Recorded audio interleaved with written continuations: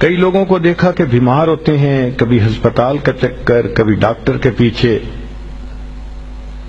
تو نبی علیہ الصلوۃ والسلام نے ایک حدیث پاک میں فرمایا، اس حدیث کو مسند احمد نے روایت کیا اور طبرانی نے روایت کیا، کہ جو شخص فجر کے بعد 3 مرتبہ یہ دعا پڑھ لے، اللہ 4 مرضوں سے اس کو نجات عطا فرما دیتے ہیں.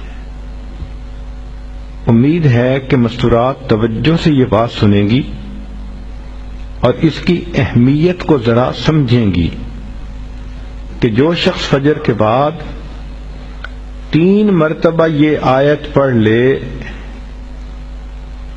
تو اللہ تعالیٰ اس کو 4 بڑے بڑے مرضوں سے بچائیں گے. نمبر 1، پاگل پن. اگر کوئی آدمی مینٹلی ان بیلنسڈ ہو، ریٹارڈڈ ہو،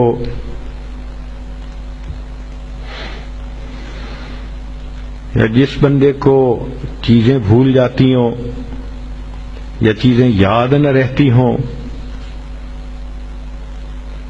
ذہن سے متعلقہ جو بیماریاں ہیں وہ اسی پاگل پن کے زمرے میں آئیں گی. یا کسی کو مرگی کی بیماری ہوتی ہے، وہ بھی اسی زمرے میں آئے گی. تو پہلی بیماری جو اللہ تعالیٰ دور کرتے ہیں وہ ہے پاگل پن، اور دوسری بیماری کوڑ پن. کوڑ پن کہتے ہیں چہرہ بدصورت ہو جانا. یہ بھی ہو سکتا ہے کہ برس کی بیماری ہو جائے، جیسے بعض عورتوں کو جلد بالکل سفید ہو جاتی ہے اور عجیب بدنما چہرہ ہو جاتا ہے، یا کئی مرتبہ جسم پہ تل اتنے نکل آتے ہیں، دانے اتنے نکل آتے ہیں کہ چہرہ بدنما ہو جاتا ہے، یا چہرے پر داغ پڑ جاتے ہیں کالے رنگ کے. تو چہرے پہ داغ پڑیں، چہرے پہ دانے بنیں، یا چہرے پہ برس کے نشان پڑیں، کوئی بھی چیز ہوگی وہ اسی کوڑ پن کے زمرے میں شامل ہوگی، جس سے کہ چہرہ انسان کا بدصورت ہوتا ہو. یہ بیماری بھی اللہ دور فرما دیں گے. اب جن بیچاریوں کو بیوٹی پارلر پہ جانے کا شوق رہتا ہے اور اپنے فیس پہ پتہ نہیں کیا کیا پروسیس وہ کرواتی ہیں، تو ان کو تو چاہیے کہ وہ اس آیت کو یا اس فکرے کو بار بار پڑھیں تاکہ اللہ تعالیٰ ان کے چہروں کی خوبصورتی دیر تک سلامت رکھیں. اور تیسری چیز ہے اندھا پن.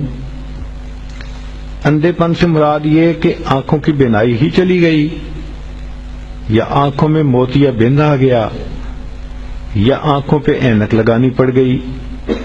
یہ سب ایک ہی بیماری کی تفصیلات ہیں. تو جن کی نظر کمزور وہ بھی پڑھ سکتی ہیں، یا جن کو لینز لگانے پڑتے ہیں، کنٹیکٹ لینز سے ہی یا کوئی اور، اس مصیبت سے بھی جان چھوٹ گئی. اور جن کی بینائی چلی گئی اللہ ان کے لیے بھی آسانیاں فرما دیتے ہیں.